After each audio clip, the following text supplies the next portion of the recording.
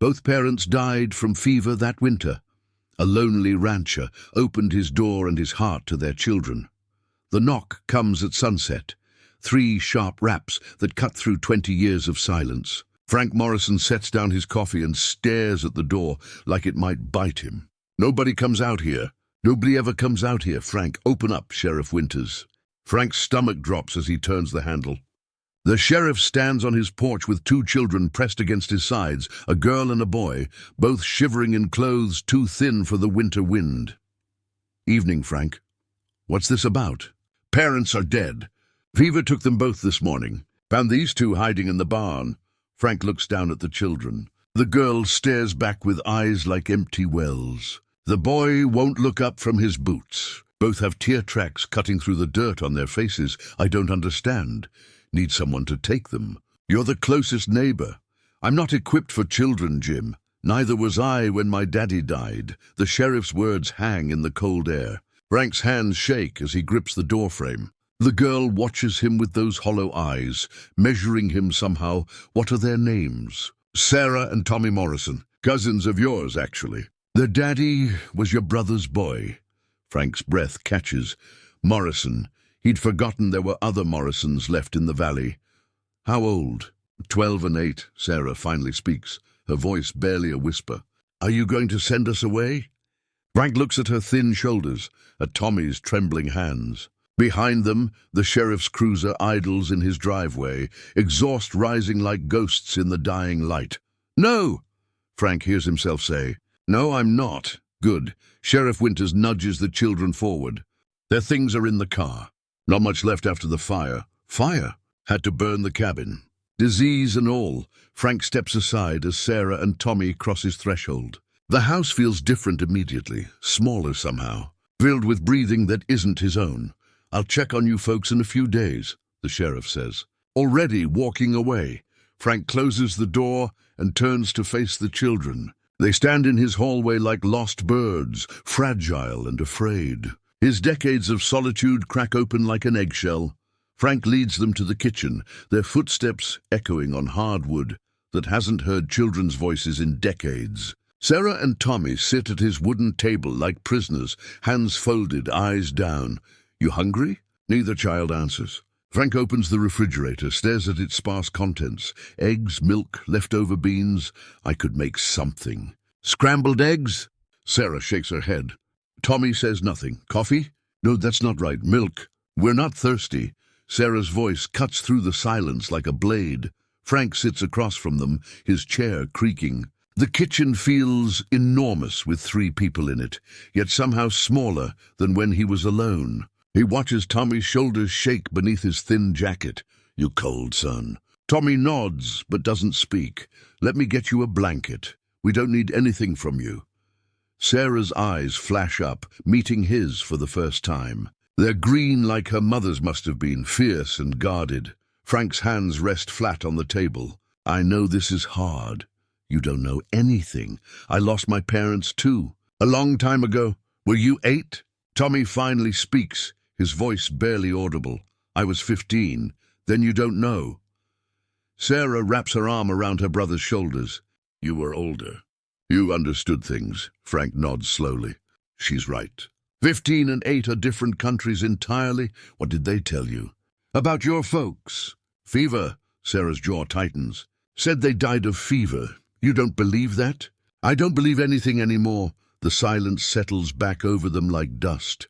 Frank watches these 2 small strangers at his table and realizes his house has been holding its breath for 20 years. Now it's learning to breathe again, and none of them know what that sounds like. There's 2 bedrooms upstairs. You can share or take separate ones. We'll share, all right?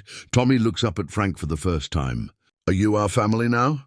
The question hangs in the air between them. Frank doesn't have an answer that won't break something, so he tells the truth. I don't know what we are yet. Sarah pulls Tommy closer.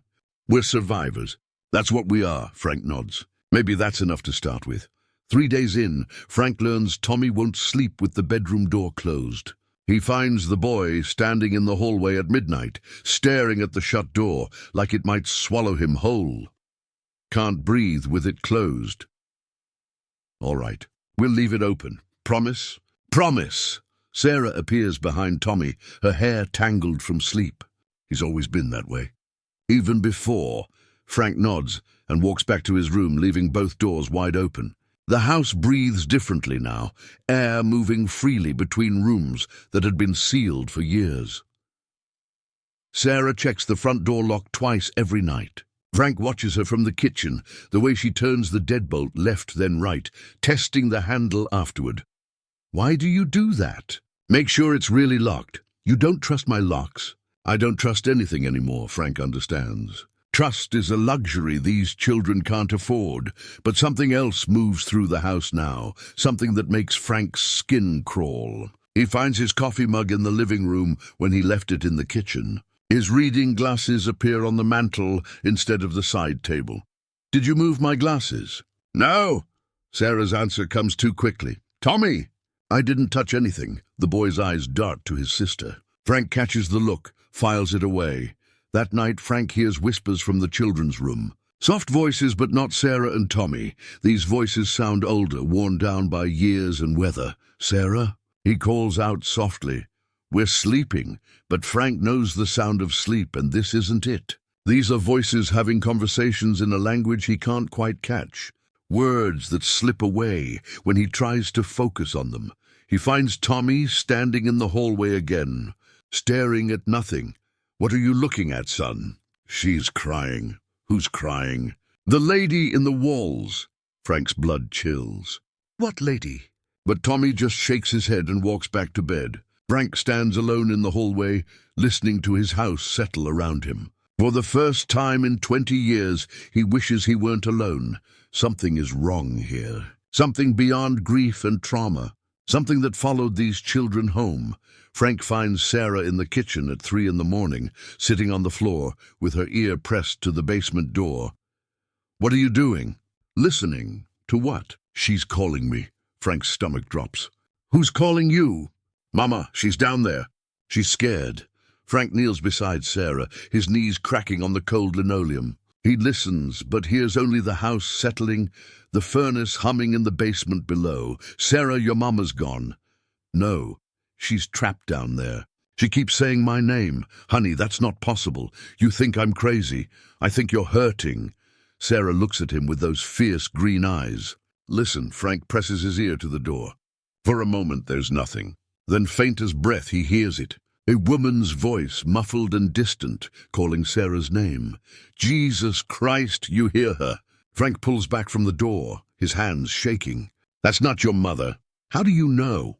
Because I heard the same voice 30 years ago. Sarah stares at him. What do you mean? Frank stands, pacing to the window. Outside, snow falls in the same pattern it fell 3 decades ago, when his own world collapsed. My parents died of fever. Same winter yours did. Same symptoms. Same desperate end that's impossible. I was 15. Found them in their bed, burning up, talking to people who weren't there. My mama kept calling for her sister who'd been dead 10 years. What happened to them? Sheriff came. Said it was a fever that comes around every generation or so. Takes families. Burns them out from the inside. Sarah's face goes pale. Every generation? That's what he said. The same sheriff? Frank nods. Jim Winters. He was young then, just started wearing the badge. Told me some families are cursed to repeat their endings, and you believed him. I was 15 and alone. I believed everything anyone told me. The voice from the basement calls again, clearer now. Both Sarah and Frank hear it distinctly. A woman's voice, pleading, desperate. We have to go down there. No. Frank grabs Sarah's arm. We don't. She needs help. She's not real, Sarah. Whatever's down there, it's not your mother.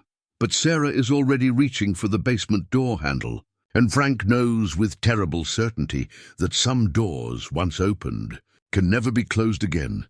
Sarah opens the basement door before Frank can stop her. The wooden steps creak under their weight as they descend into darkness. Frank's flashlight cuts through shadows that seem to move on their own. Mama, Sarah calls out. The voice doesn't answer now. The basement falls silent except for their breathing and the furnace's steady hum. There's nothing here, Sarah. Look at the floor. Frank aims his flashlight down. The concrete floor has been disturbed recently. patches of newer cement scattered throughout like scars. Someone's been digging. Who would dig in your basement? Frank doesn't answer because he's starting to remember things he buried 30 years ago. Things Sheriff Winters made him promise to forget.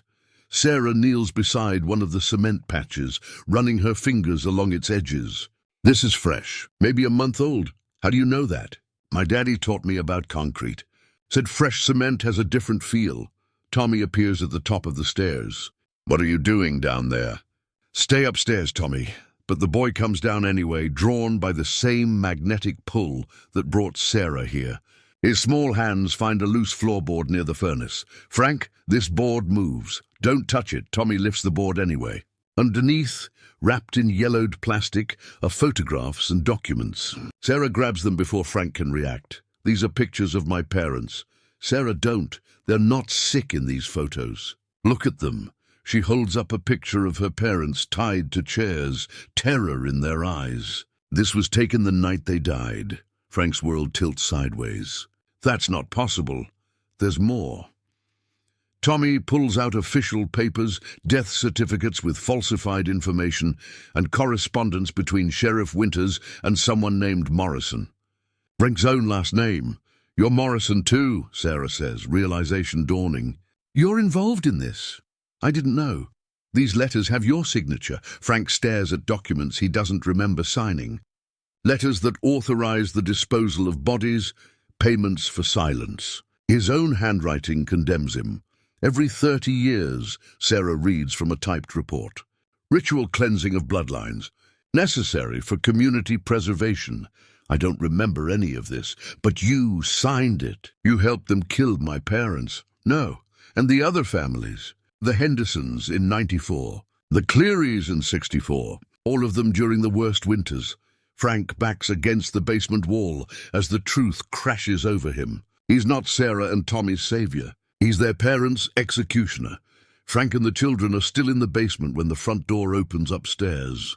Heavy boots cross the kitchen floor, deliberate and familiar. Frank, you home? Sheriff Winters.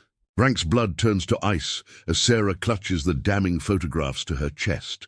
Stay quiet, Frank whispers. Frank Morrison, I know you're here. Truck's in the driveway. He's come for us, Sarah breathes. No, he's come for those papers. The boots move toward the basement door. Frank grabs the children, pushing them behind the furnace as footsteps start down the wooden stairs. Evening, Frank. Kids. Sheriff Winters appears in the flashlight beam, his hand resting on his gun. He's older now, grey at the temples, but his eyes hold the same cold calculation Frank remembers from 30 years ago. Jim. Heard you've been having some trouble sleeping. Voices in the walls and such. Just old house sounds. That right? Winters notices the disturbed floorboards, the scattered documents. Looks like you've been doing some cleaning. Just organizing things. Find anything interesting? Sarah steps out from behind the furnace, photographs in hand. We found everything, Winters sighs, drawing his gun. Now that's unfortunate.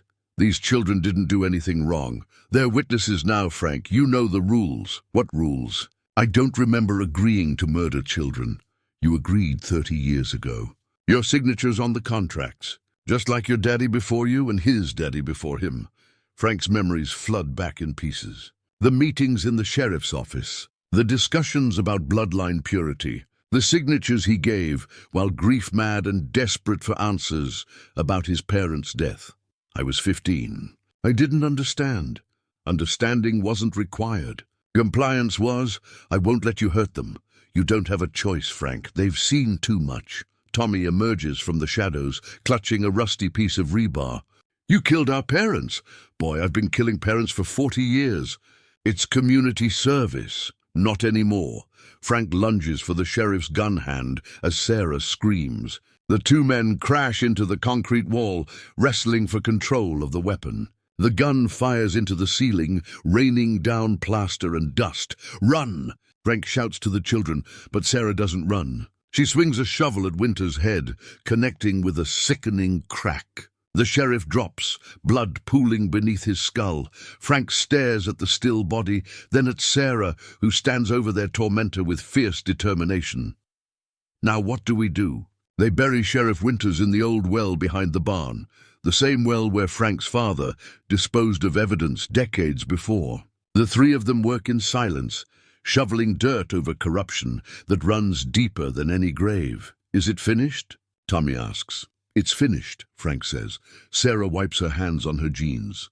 "What about the other families?" "The ones in the documents. We'll send everything to the state police. Let them sort out the truth. Will they believe us? They'll have to. The evidence is all here. Spring comes early that year, melting the snow that held so many secrets." Frank watches Sarah and Tommy play in the yard, their laughter replacing the whispers that once filled his house. The voices in the walls have gone quiet, as if laying the sheriff to rest laid other ghosts to rest too. "Frank?" Sarah appears in his doorway one evening. "What is it?" "Tommy wants to know if we can stay forever." "What do you want?" "I want to know if you want us to stay."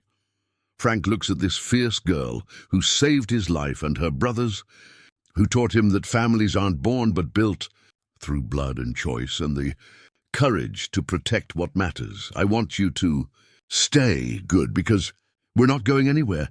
Tommy runs in from the kitchen, no longer checking if doors are closed behind him. The boy has learned that some doors can stay open, that breathing freely doesn't invite danger.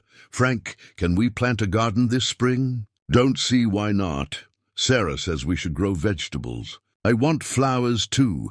We'll plant both." Frank sits on his porch that evening, watching the children chase fireflies in the growing dusk. His house breathes easily now, filled with life instead of memory. The silence that once protected him has been replaced by something better, the gentle noise of family. Sarah sits beside him on the wooden steps. "Thank you." "For what?" "For choosing us over him." "Wasn't much of a choice. It was everything."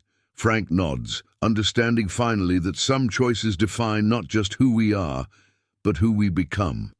The man who lived alone for 20 years died in that basement. The man who sits here now was born from love and the decision to fight for it.